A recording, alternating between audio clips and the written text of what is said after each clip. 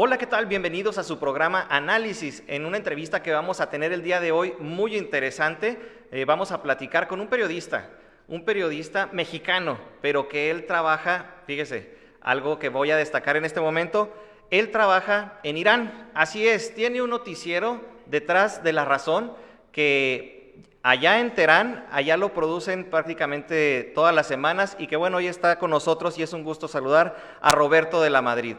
Roberto de la Madrid, voy a comentarle que bueno, es oriundo de México, él se ha desempeñado como periodista desde hace más de 20 años, ha trabajado con Jacobo Zabludowski, después estuvo realizando diversos proyectos en Miami, pero lo presento así y vamos a platicar con él. Roberto, te voy a preguntar primero, ¿cómo terminaste un periodista mexicano en Irán y produciendo un programa para habla hispana sobre la situación que ocurre en Medio Oriente? Bueno, antes que nada, bueno, quiero aclararle al auditorio que estoy de vacaciones aquí en México, estoy en una laguna que se llama Salazar, en el Estado de México, y con mucho gusto me detuve, está haciendo un viaje con mi familia para escucharte y para hablar con ustedes. Estoy muy contento pues, de estar en su medio y de mandarle un saludo a todo tu auditorio. Muchas gracias. ¿Cómo acabé en Irán? Bueno, pues es una larga historia, pero esta historia ha sido fascinante. Tengo un amigo en los medios que se llama Agustín Olais, que quiero mucho, es un periodista también, pues ahí muy reconocido, que me decía que visitó Irán. De hecho, por invitación mía fue a Irán y dijo, este país es tan extraordinario, tan extraño, pero extraordinario.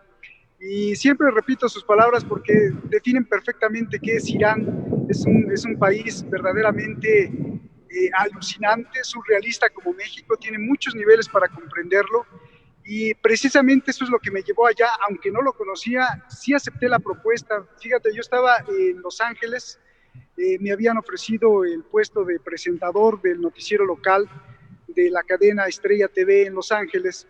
Sin embargo, pues dejé incluso con un sueldo mayor en Los Ángeles por ir a vivir a Oriente Medio para saber qué se sentía vivir en Oriente Medio, qué se sentía tanto la energía espiritual como en el aspecto profesional. Se habla mucho de Oriente Medio, pero la mayoría de cosas que sabemos de Oriente Medio las sabemos por los noticieros que están alineados a Estados Unidos, los noticieros, como dice Irán, alineados al imperialismo, al capitalismo. Yo estoy hablando desde CNN hasta Fox News, no Sí. importa si son de izquierda o de derecha, siempre más o menos replican y repiten el mismo discurso acerca de Irán.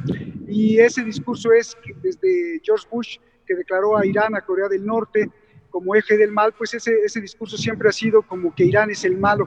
Yo quería ir a ver qué es lo que pasa allá. Se abrió la oportunidad de Hispan TV, una televisora de habla hispana, extrañamente desde Oriente Medio, la primera en el mundo que se emite desde allá, y también su cadena hermana que es Press TV, que es en inglés, que hacen dos cadenas que no tienen nada que ver con el lenguaje farsi, que es lo que hablan en Irán, pues hacen el contrapeso. Es una especie de contrapeso geopolítico, y desde ahí empieza la geopolítica que el gobierno iraní diseñó pues para contrarrestar las noticias negativas que se dicen de Irán en todos los medios occidentales, principalmente, como decía, en CNN y en Fox News. ¿Y qué pasa con México, Argentina, Brasil y toda Latinoamérica? Bueno, pues que repiten y también le dan eco no a las noticias desde Oriente Medio, sino a las noticias que dicen los noticieros occidentales sobre Oriente Medio. Entonces me pareció muy interesante desde el punto de vista profesional, desde el punto de vista del periodismo, desde el punto de vista espiritual, desde el punto de vista antropológico. Además estudié yo filosofía y me encanta observar mucho y estudiar mucho a las sociedades. Y bueno, pues eso fue lo que me llevó hasta Teherán. Y ya llevo 8 años transmitiendo un programa que se llama Detrás de la Razón, que analiza la geopolítica, que analiza todos los fenómenos que tienen que ver con lo que nos sucede a nosotros como mexicanos y a los ciudadanos del mundo, porque el precio del petróleo, las decisiones de Donald Trump, las decisiones de la Comunidad Europea, las decisiones de Oriente Medio, las decisiones de Irán, pues afectan siempre a nivel global. Espero haberte contestado resumidamente. Desde luego. La pregunta obligada es, ¿y cómo es en realidad Oriente Medio? No la versión que nos presentan Fox News o CNN. Pues mira, Oriente Medio es una gama es como un mosaico, como un caleidoscopio lleno de colores, lleno de diversidad. Hablando en especial de Irán, cuando yo llegué allá a Teherán, pues mis amigos, siendo periodistas, pues con cierto nivel bastante avanzado de cultura, me preguntaban, oye, ¿y ahí hay camellos, hay coches? Y bueno, pues yo me reía porque Teherán es una ciudad tan cosmopolita como puede ser Monterrey o la Ciudad de México. Es una ciudad pues bastante grande, con 8 millones de habitantes y una población flotante de 16 o hasta 20 millones, 17 millones. Entonces, más o menos se parece a la Ciudad de México, tiene una infraestructura bastante buena y pues no tiene nada que ver con esa idea que tenemos justamente de las películas de Hollywood o también de los noticieros que yo mencionaba, de que hay camellos y todos son malos o son terroristas. No, para absolutamente nada. En Teherán no hay camellos, hay muchos coches y a pesar de las sanciones que han tratado de asfixiar a Irán, las sanciones de Estados Unidos que aunque supuestamente se levantaron en el 2015 con el acuerdo nuclear, pues continúan, y a pesar de esas sanciones económicas, pues hay coches, hay Mercedes-Benz, hay BMW, hay Maserati, hay Lamborghini, y es como una ciudad pues completamente normal que nosotros conocemos. Ahora, ¿cuál es lo diferente? Pues lo diferente es que pues tienen sus propias tradiciones. Hay que recordar que Irán es un país islámico, la revolución islámica se implementó en 1979, entonces hay ciertas reglas que por ejemplo pues son muy diferentes y que si tú las visitaras pues sí lo verías como surrealista. Por ejemplo, cuando yo bajé del aeropuerto por primera vez en Irán, pues veía y lo comentaba como de broma a mis amigos iraníes, pensé que había un Halloween o una fiesta de disfraces o todos se disfrazaban de Batman, y es que las mujeres se dividen en dos. Las religiosas se visten con chador, que es una manta negra, toda hasta los pies para cubrirse el cuerpo.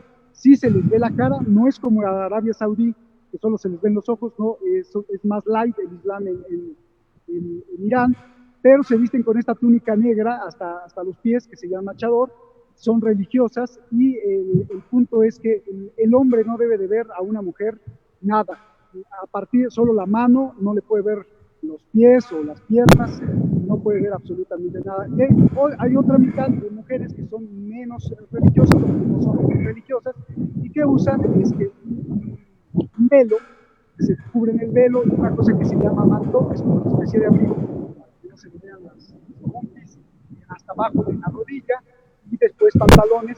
Bueno, pues ya desde ahí ya comienza la diferencia, el choque cultural.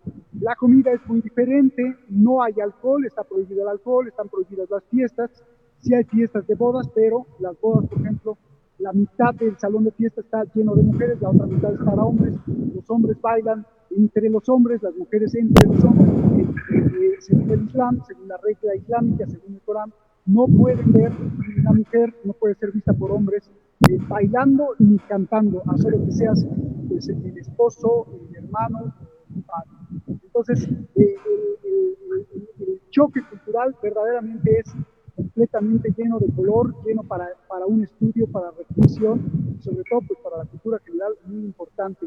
No son terroristas, como nos los pintan también, sé que cada quien tiene esas barbas y armas, están llenos de fusiles, todo eso es en las películas, gente muy amigable, los iraníes son gente muy amigable, que tienen una conducta que se llama tarot, una cortesía un poco falsa, como los mexicanos, de te ofrezco mi casa, te ofrezco mi celular, si te gusta mi coche, llévatelo, aunque muchos no quieran, pero bueno, es más o menos así, se parece mucho a los mexicanos, y bueno, pues es agradable vivir y convivir con toda esta multiplicidad de tradiciones que son ajenas también a nosotros, como por ejemplo, pues no hay alcohol, sin embargo en el mercado negro, como si fuera cocaína, pues sí se puede conseguir, y asistes a veces a fiestas underground, donde pues hay de todo, mucho más de lo que puedes imaginar que pasa en México, porque también las mujeres que no son religiosas, o que no son muy religiosas, pues están ávidas de expresar su feminidad. Entonces, las ves que van a la tiendita de frente de tu casa, a la tienda de barrio, súper bien maquilladas, súper bien peinadas, súper bien vestidas, a pesar de que solo salen 3 o 4 metros de su casa y se regresan.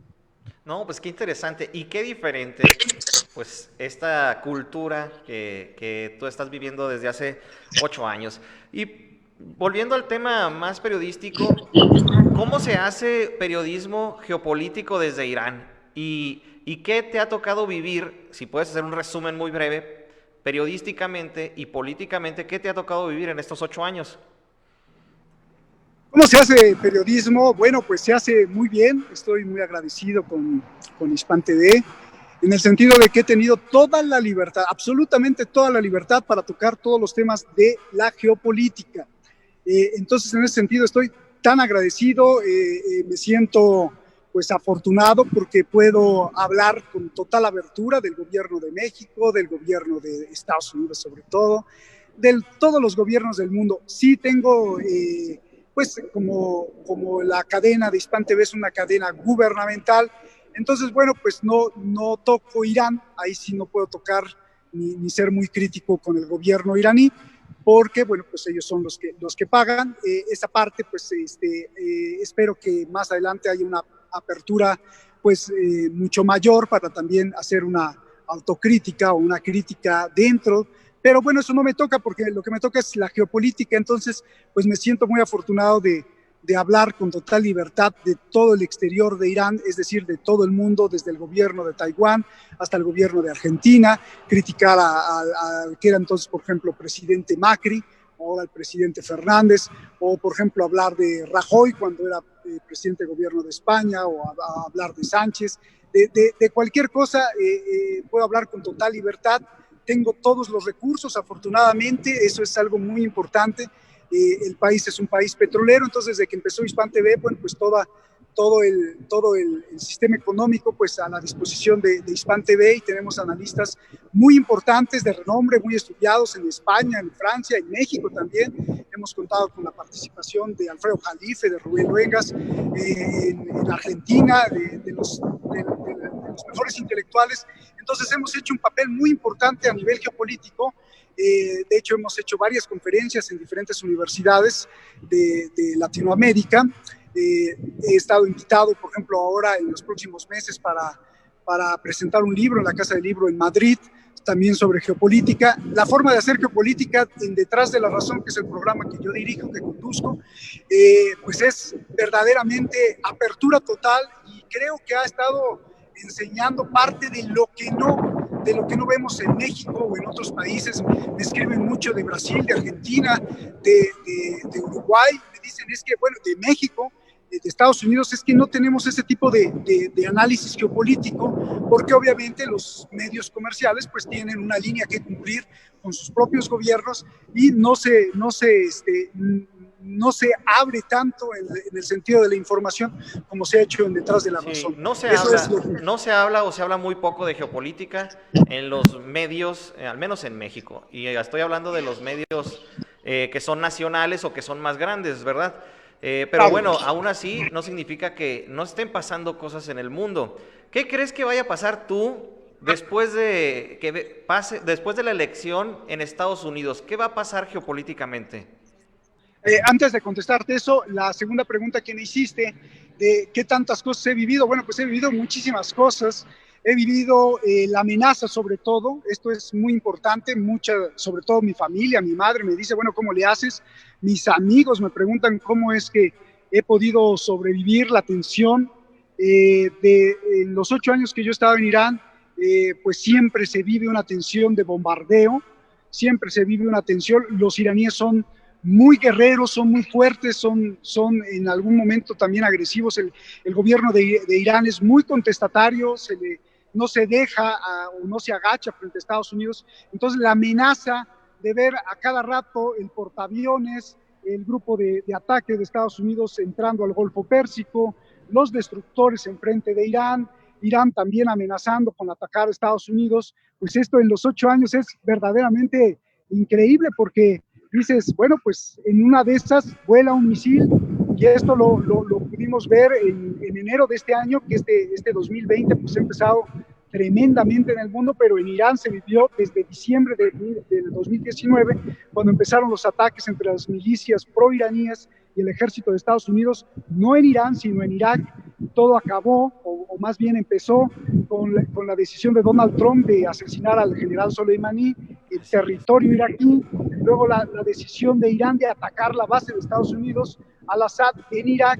Bueno, pues me ha tocado vivir muchísimas cosas, y esas cosas pues son para escribir un libro que probablemente saliendo de Irán pues ya estaré escribiendo 2 o 3 libros de tantas experiencias que he vivido, sobre todo de las experiencias de guerra y de la amenaza constante de una agresión militar por parte de ambos bandos. Ese es algo muy importante. ¿Qué va a pasar ahora con las elecciones de Estados Unidos? Pues hay muchas incógnitas incluso de los analistas de geopolítica más importantes en el mundo, porque la tesis que más se maneja, o la hipótesis que más se maneja entre los analistas, es que Donald Trump puede verse perdido o acorralado, y entonces antes de las elecciones, para salvar su pellejo, como se dice en México, podría empujar a un conflicto bélico, no de gran tamaño, sino de mediano o de corto tamaño, de corta duración, ya sea en Irán, probablemente con una posibilidad menor entre Venezuela, Colombia y Brasil, con una probabilidad mucho mayor en el mar de China Meridional, allá en el estrecho, en Taiwán, con las Coreas un poquito podría ser también, pero sí, esa hipótesis permea en todos los análisis geopolíticos de que Trump, si se ve acorralado por las encuestas o por la posibilidad definitivamente de no ganar, podría empujar a un conflicto, a un roce militar. Ese es por un lado. Por el otro lado también se está manejando, y esto suena más a conspiración, la redención de bonos de oro. Al parecer Donald Trump estaría convirtiendo ya el dólar en patrón oro y apoderarse de la Fed. Lo veo un poco complicado, pero ya desde hace 2 años hemos alertado esto, porque Donald Trump ha querido meter a sus alfiles a la Junta de Gobernadores de la Fed y ha querido que el dólar se aleje de ser una moneda fiduciaria y que se convierta en un respaldo, o que el respaldo del dólar sea el oro y no solo sea la confianza. Eso podría ser, y eso le podría ser una gran campaña electoral para cerrar, porque eso le podría dar dinero y podría enviar, ya de hecho ha estado enviando cheques a gente para que pues le vote, ¿no? En una estrategia populista. Oye, entonces, si gana Biden, las cosas yo creo que se podrían complicar un poquito, porque Biden pues es estilo Hillary Clinton, o más bien es un alfil de los Clinton, o del sistema que maneja los Clinton, y recordar que los Clinton pues han sido muy agresivos. Hillary Clinton quería bombardear Irán. Creo que Irán ocupa un lugar muy importante en la estrategia de las elecciones, de una forma subterránea. O sea, lo que pueda pasar con Irán podría influir en las elecciones, y eso habría que estar muy pendiente, que es lo que hacen tanto los demócratas como los republicanos. Entonces van a ser 6 semanas, 7 semanas muy intensas en materia geopolítica, porque todos van a tener los ojos en la elección de Estados Unidos y, obviamente, como tú lo acabas de comentar, las acciones que vaya a tomar Trump en estos días. Exactamente. Entonces, bueno, tendríamos que vigilar mucho eso. Solo que a Trump le dé una enfermedad y se decida retirar, pero no lo creo. Entonces, habría que ver qué va a hacer Trump. Hay mucha gente que cree que Donald Trump va a ganar. Si gana, bueno, las cosas van a seguir igual. Probablemente lo orillen en enero a tener un conflicto bélico también con Irán. Donald Trump parece que se ha rehusado a tener un conflicto bélico con Irán, porque parece ser que Donald Trump es el agresivo, pero no son los halcones, que desde John Bolton, cuando estaba como su asesor, pues lo había presionado para que atacara a Irán, y Donald Trump se ha echado para atrás. Su política agresiva más bien ha sido manipulada por toda la gente y sus círculos de halcones que ha tenido, los famosos neocones. Roberto, y cambiando de tema un poco, ¿cómo ven a México? ¿O qué análisis podrías darnos de México? Primero que nada, interno. ¿Cómo ves tú el gobierno del presidente Andrés Manuel López Obrador y el cambio que se dio en el 2018? Yo creo que para que un gobierno se le dé la calificación, habría que dejarlo que pasaran por lo menos unos 4 años. Veo muy difícil que Andrés, haciendo la hipótesis de trabajo de que tiene toda la buena fe y que tiene un equipo maravilloso, lo veo muy difícil, porque finalmente el gobierno mexicano está impregnado de muchas telarañas, de muchas malas conductas, de una cultura de corrupción terrible que se gestó en 70, 80 o 90 años, incluso yo diría desde 1890 y tantos, que se gestó por un abuso sistémico. Entonces veo muy difícil que se pueda desprender primero de esa corrupción, dando la hipótesis de que, por ejemplo, el equipo de todo López Obrador fuera limpio y fuera un santo, ¿no? Haciendo esa hipótesis de trabajo. Lo veo primero muy difícil por esto que te digo, porque ya está muy arraigado en todos los mexicanos el sistema de que la corrupción es para poder sobrevivir a nivel político. Sin embargo, sí veo una gran esperanza en México y habría que darle el beneficio de la duda a López Obrador sin hacer la crítica muy fuerte hasta que tenga 2 años más y ver efectivamente los resultados. Supongo que López Obrador en el círculo más íntimo calculó esto, calculó que se iba a enfrentar a un cúmulo de corrupción terrible, no ha podido sacarlos a pesar de las detenciones y a pesar de todos los anuncios de que se está empezando a hacer justicia. Hay muchísima gente dentro de los aparatos policíacos y jurídicos y judiciales que pertenecen al sistema, entonces pues es creo que muy difícil poder erradicar todo esto. Vamos a darle tiempo, pero lo más importante es que los mexicanos deben de tomar conciencia de que el cambio está en uno, de que nosotros debemos empujar al gobierno, debemos de apoyar al gobierno, pero sobre todo a nuestra sociedad, a las diferentes sociedades que hay en México, hay que apoyarlas y hay que tener ese ejemplo de no a la corrupción, ser más productivos, ser más organizados. Y algo que me hacía en una entrevista y que creo que me parece valioso repetir, Julio Astillero me entrevistó el año pasado en la octava cuando vine a México y les decía, me da tanta tristeza y sobre todo angustia ver a los mexicanos gordos, obesos, con sobrepeso. Eso indica demasiado, porque eso indica un abandono, eso indica una apatía, y creo que por ahí deberíamos de empezar. Indica muchísimas cosas, indica también un sistema de salud deficiente, pero sobre todo un sistema de educación, de no saber comer y de abandonarse.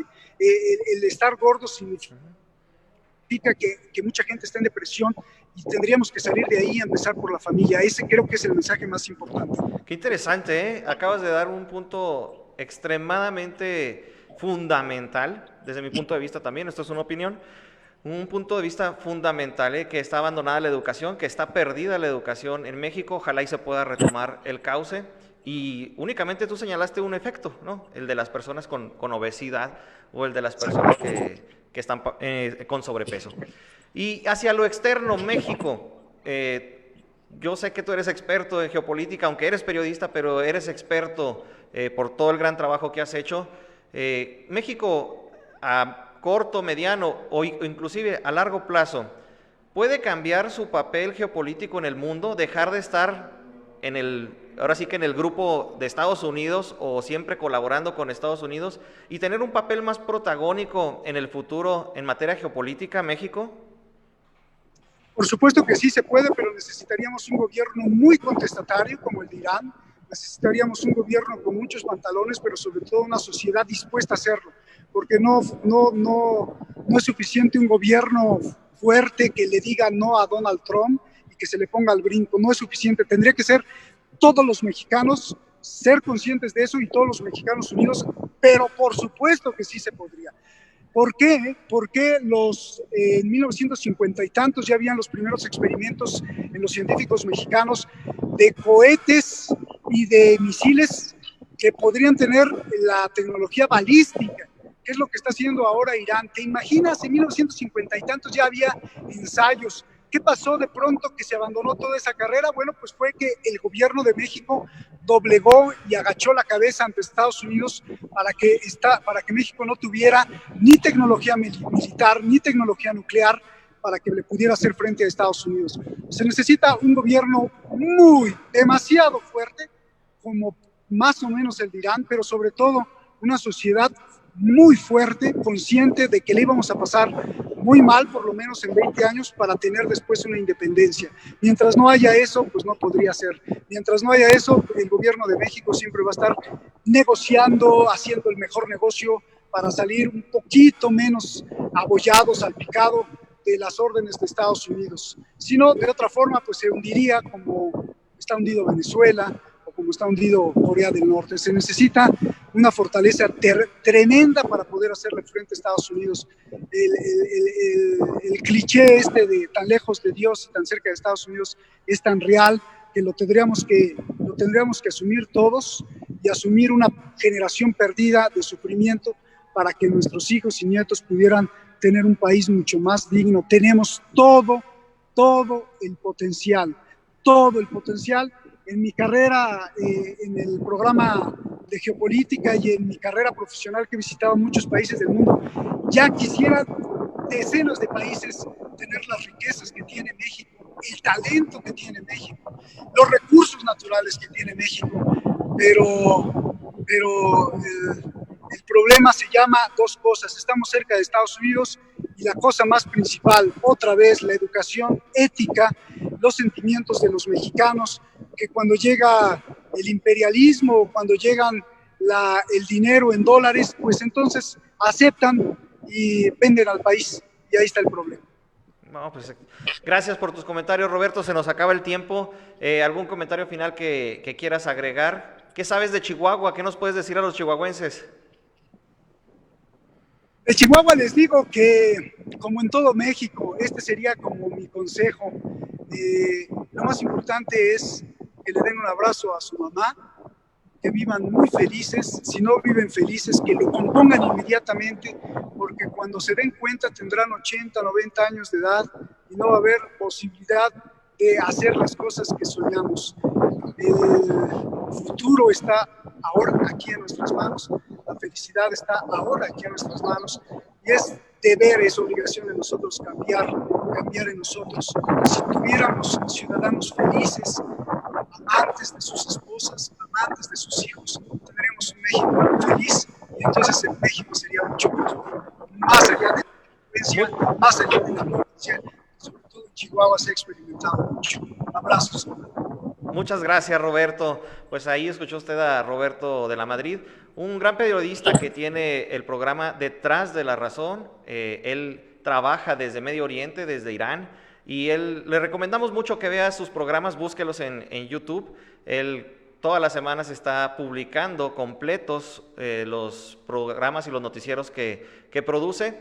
Se va a dar otra idea, al menos va a conocer la otra parte de lo que nos cuentan de geopolítica. Pues Roberto de la Madrid, él es periodista mexicano, él inició en Televisa en 24 horas con Jacobo Zabludowski, también fue reportero de los noticieros ECO, conductor en Canal 11, en Cadena 3, Radio Fórmula, reportero de novedades, reportero de La Jornada, corresponsal de NBC, Telemundo, casi duró una década, ¿no?, en Telemundo, ahí en Miami, Roberto. 8 años fue corresponsal en la Ciudad de México. Estabas en Ciudad de México, pero también estuviste en Miami, ¿no?, en Florida. Estuve en Miami, sí, construyendo un canal de televisión, un canal con prisa, y venezolano, pero bueno, ya no soy. Bien.